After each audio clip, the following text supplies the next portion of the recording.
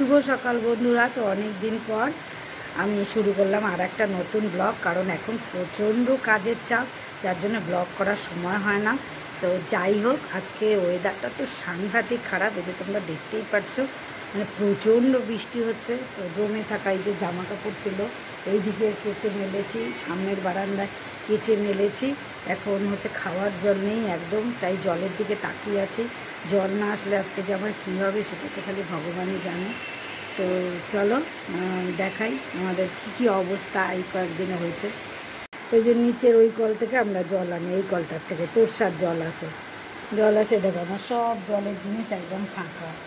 কারণ কী করবো, এদিকে আমাদের পুজোর প্যান্ডেলের বাঁশ চলে এসেছে, এই যে বাঁশ চলে এসেছে, সুতরাং পুজোর কাজ আজকের থেকে শুরু হয়ে যাবে। তো প্রচণ্ড ওয়েদার খারাপ, দেখো কীরকম লাগে তাহলে বলো। এই যখন বর্ষাকাল তখন বর্ষা হয়নি, হচ্ছে এই যে এখন ভাদ্র মাসে।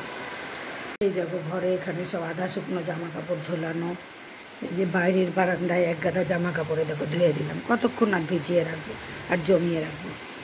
এখন বাইরে হচ্ছে প্রচণ্ড বৃষ্টি, মেঘলা ওয়েদার, ঠিক মনে হচ্ছে নিম্নচাপ, মানে পুজোর আগে একদম জঘন্য অবস্থা শুরু হয়ে গেল। তো এখন করবো চা করে খাবো, তারপরে দেখি কি রান্না করি, কারণ আজকে এক ফোঁটা জলও নেই, আগে কি রান্না হবে বলা মুশকিল। তো চলো, মুষলধারে বৃষ্টি, যে বৃষ্টিগুলো বর্ষাকালে হয়নি সেই বৃষ্টিগুলো এখন হচ্ছে, মানে বিরক্ত লাগে না? এই সময় মানুষ একটু ধোয়া কাচা রোদে দেওয়া এসব করে, তো কী মুষলধারে বৃষ্টি হচ্ছে, মুষলধারে বৃষ্টি হচ্ছে। তার মধ্যে আজকে এখনও জলও আসেনি। এখন দেখি বাড়িতে যে টোটোওয়ালাটা ছোটো বলতে হবে যে যা জল না, নাহলে তো রান্না হবে না। আজকে কী আর রান্না হবে দেখি কী হয়, কাল লাগে না একদম পুজোর আগে এরকম দুর্যোগ, কীরকম লাগে মানে তাই বলছি। চলো চা খাই, তাহলে আবার ফিরে আসবো পরে। এতগুলো জামা কাপড় ওপরের থেকে নিয়ে আসলাম, এগুলো সব নাইটিগুলো সব ধুয়ে দিয়েছিলাম, এগুলো শুকিয়ে গেছে। তো এখন যাই, বর তরকারি কাটছে, দেখি কি রান্না হয়, জল তো নেই। এখন কড়াই বসিয়ে দিয়েছি গ্যাসের মধ্যে, এখন এই ইয়েটাকে জাল দেবো, জাল দিয়ে ঘি তৈরি করব। চলো,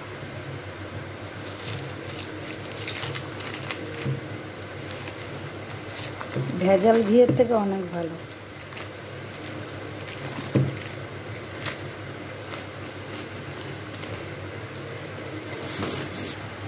কি বৃষ্টি, হ্যাঁ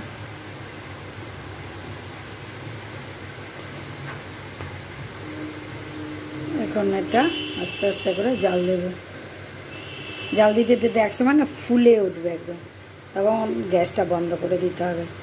গ্যাসটা বন্ধ করে দিলে আবার আস্তে আস্তে করে নেমে যাবে। ওই জায়গাটা খুব ভয় লাগে করতে, আর খালি নেড়ে নেড়ে তলায় এরকম করে উঠিয়ে উঠে দেখতে হবে যে তলায় যে ছাকাগুলো পড়ে, এখানে তো ওরকমভাবে ছাকা পড়ে না, যতটুকুনি পড়ে সেটা মানে ব্রাউন কালার হয়ে গেছে নাকি। যখন মাখনটা গলে গিয়ে ফুলতে থাকে না, তখন এরকম ঘন ঘন মানে নাড়াতে লাগে, তাহলে বলো তো কি, অনেক সময় ছোট কড়াই হলে না ফুলে বাইরে দিয়ে পড়ে যায়, আগে আমার হয়েছিল, এখন হয় না। বারে বারে নাড়তে নাড়তে দেখতে হবে তলার থেকে যে ওই দানা ঠানাগুলো কিছুটা থাকে, এখানে তো রিফাইন করা মাখন থাকে, ওই জন্য অত ওইভাবে থাকে না, তবুও পরে কিছুটা, হ্যাঁ ব্রাউন কালারের গুঁড়ো শেষবেলায়, সেটা তোমরা আস্তে আস্তে হাতা মানে খুন্তি দিয়ে ওঠাতে ওঠাতে, এখন এই যে হাতা দিয়ে খুন্তি দিয়ে উঠিয়ে উঠে দেখো ব্রাউন ব্রাউন একটা কালার এসেছে না, তলায় যে ছাকানিগুলো দেখো ব্রাউন ব্রাউন হয়ে গেছে। এখন আর একটু পরেই নামিয়ে ফেলবো, তো আমার ঘিটা কমপ্লিট হয়ে যাবে। তো আমার ঘি একদম কমপ্লিট হয়ে যাবে, এই যে ঘি। তাহলে বাজারের ওই ভেজাল ঘিয়ের থেকে এটা জ্বালিয়ে নিলাম, এই ঘিটা ভালো হলো না, মনের তো একটা শান্তি থাকলো। তো তোমরাও বানাও, দেখো ভালো লাগবে, কিন্তু একবার ট্রাই করে দেখো। সকালবেলায় আমি খুব একটা ভারী খাবার খেতে পারি না, তাহলে না আমার দুপুরে খিদে পায় না। তাই দেখো আমি সকালবেলা নিয়ে এসেছি 3টে আমন্ড বাদাম, অল্প ভেজানো ছোলা আর ছাতু, 1 চিমটি চিনি আর 1 চিমটি লবণ, এটাই হচ্ছে আমার আজকের খাবার।